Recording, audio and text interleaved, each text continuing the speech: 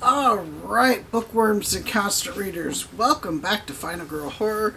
I am your host, Chelsea, and today we are wrapping up the Gwendy Peterson / Magic Box Trilogy by Stephen King and Richard Chizmar. And like all books we do on this channel, we start with the covers. Since this is Stephen King, I pull out my first edition hardcover to show you what it looked like when it first came out. This book is fairly new. I want to say it came out in 2013.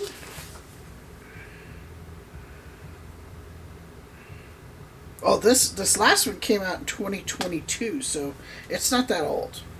The first one came out, I think, in like the 20 teens. I don't know exactly when.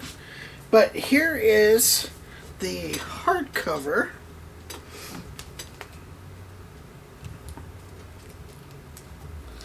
This hardcover, I really, it's just black on the inside. The book itself is like the other books. It does have the gold leafing. But yeah, this cover, it just, I don't know, it just doesn't do it for me. It goes with the other covers. I believe it's the same artist that did all three.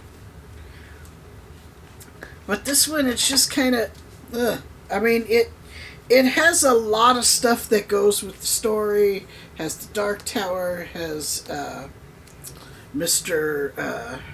Fenris. But I don't know. I give this one like a 3 out of 5. I don't know that I would pick this up if I saw it in the bookstore. This one is the paperback version, and I like it a lot better. I think it is a much better cover. This cover, easy 4.5 out of 5. I think the only thing they could have done to make it better was make it a wraparound. It's not a wraparound cover. But I like this one much better. Seeing this one in the store, I would pick it up and check it out. This one, it just speaks to me. It's got the Dark Tower. It's got the Field of Roses. Mr. Fenris's hat. Very cool cover. So what is the book about? Well, if you read the synopsis on the back, it says, when Gwendy Peterson was 12, a mysterious stranger named Richard Ferris gave her a mysterious box for safekeeping. It offered treats and vintage coins, but it was dangerous. Pushing any of its 8 colored buttons promised death and destruction. Years later, the box re-entered Gwendy's life. A successful novelist and rising political star, she was once again forced to deal with the temptation the box represented. Now, malignant forces seek to possess the button box, and it's up to Senator Gwendy Peterson to keep it from them at all costs. But where can one hide something from such powerful entities?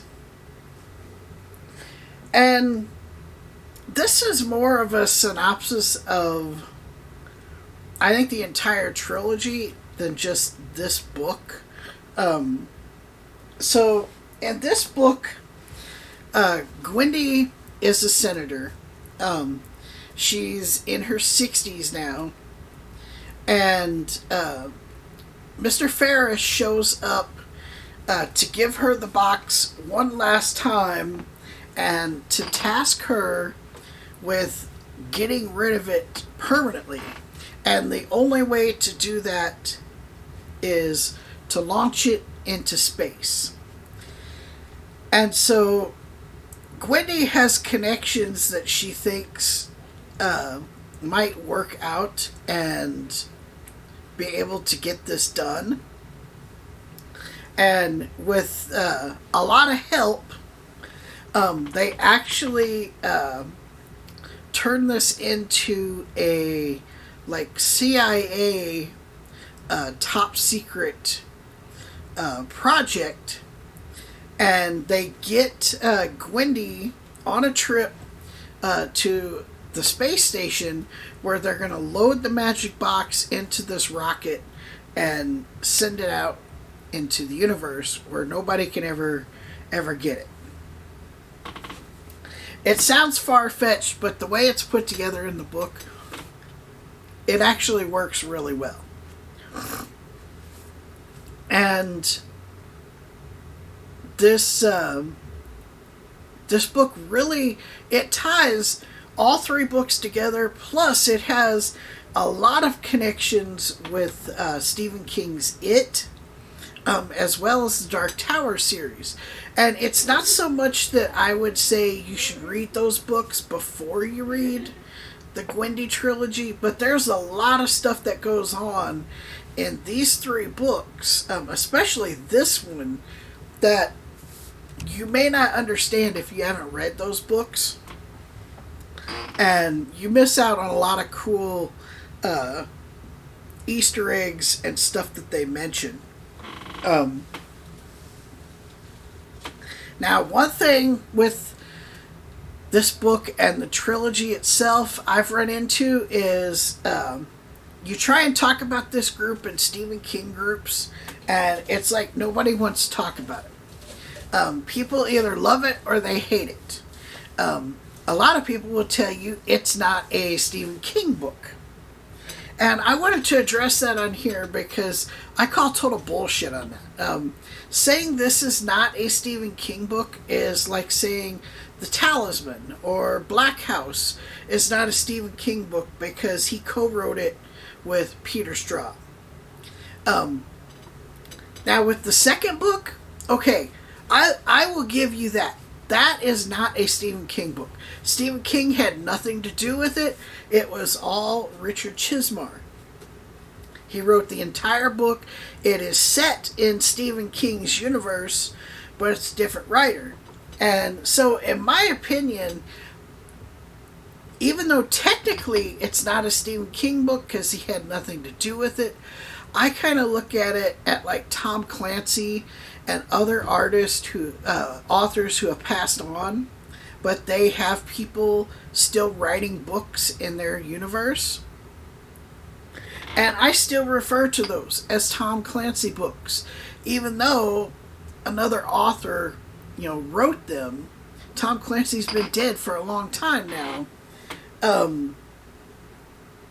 His name is still on the book. The stuff that goes on in the book takes place in his world, so he still has an attachment to it.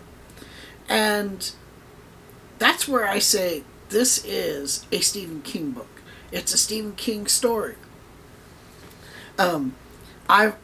I've heard this from people. I haven't been able to verify it, but supposedly in the first and third book, Stephen King only writes a chapter or two or maybe three at the most, and everything else is Richard Chizmar. For me, I don't care. He still wrote some of the book, so that makes it his. It takes place in his universe. So if you ask me, it is 100% a Stephen King book, a Stephen King story. He helped write it. He helped develop it.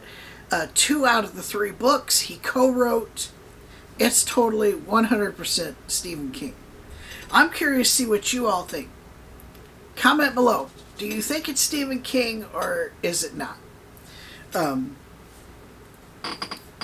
But yeah. So this has tons of ties to other Stephen King books. Others that you could mention are like Hearts in Atlantis. There's a bunch of other books that this references, but the main are It, and the Dark Tower books, which we haven't got to on the channel yet. When we do, I cannot wait for that, because it is my favorite Stephen King book of all time, and I think The Dark Tower is the greatest story Stephen King has ever written. It's also his longest. But the thing about this book is they really focus on the danger of the button box. And in the previous books, you get the feeling that it's dangerous, that you shouldn't be messing with this. Especially in the second book, Gwendy really doesn't want anything to do with the box until her mother's cancer comes back, and then she uses the box to help cure that cancer. And that's one thing you find out about in this book, is using the box carries consequences, and Gwendy is suffering probably the greatest consequence that a person could face. I'm not going to tell you what it is, because I think that kind of ruins the story, because it starts to unfold fairly quickly in the story, and it gets to become a bigger and bigger and bigger thing. But it's pretty horrible. In this book, she faces two consequences for her actions using the box. And if you don't remember, she's used the box numerous times for personal gain.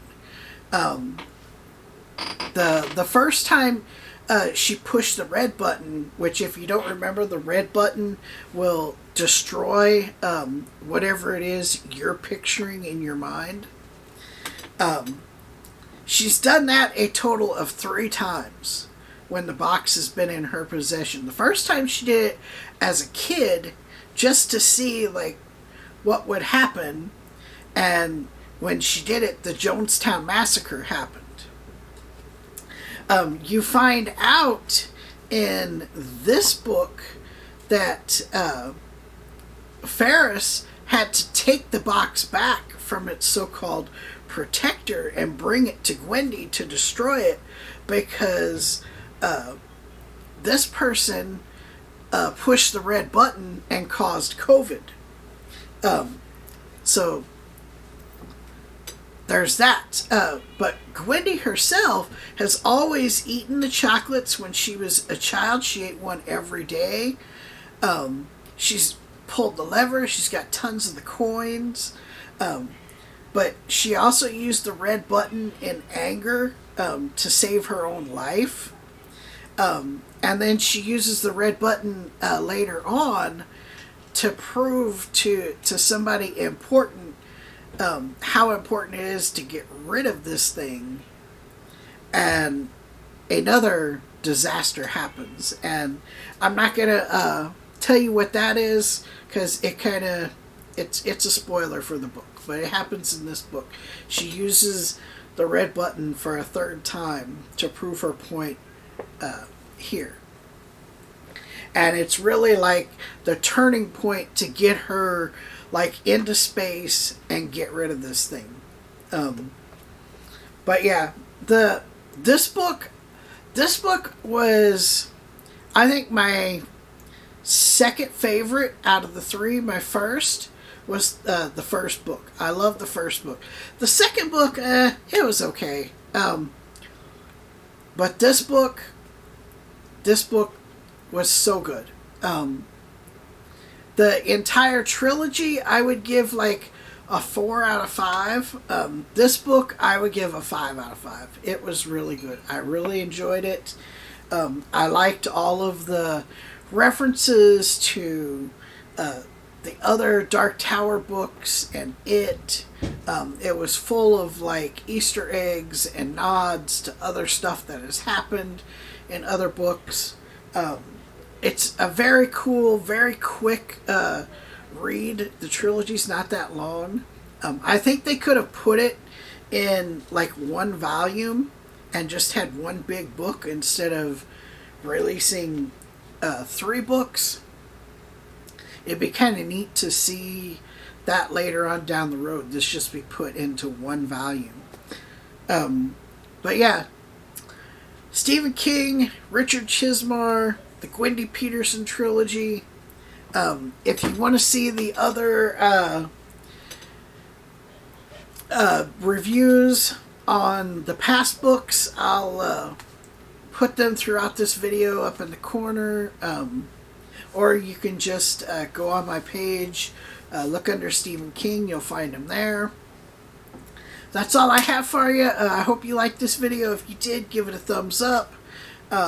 If you haven't subscribed, please subscribe. I am trying my best to get to 100 subscribers. That will actually give me a real web address so I can promote the channel and get it going. Hit the bell symbol so you know when I put new videos out.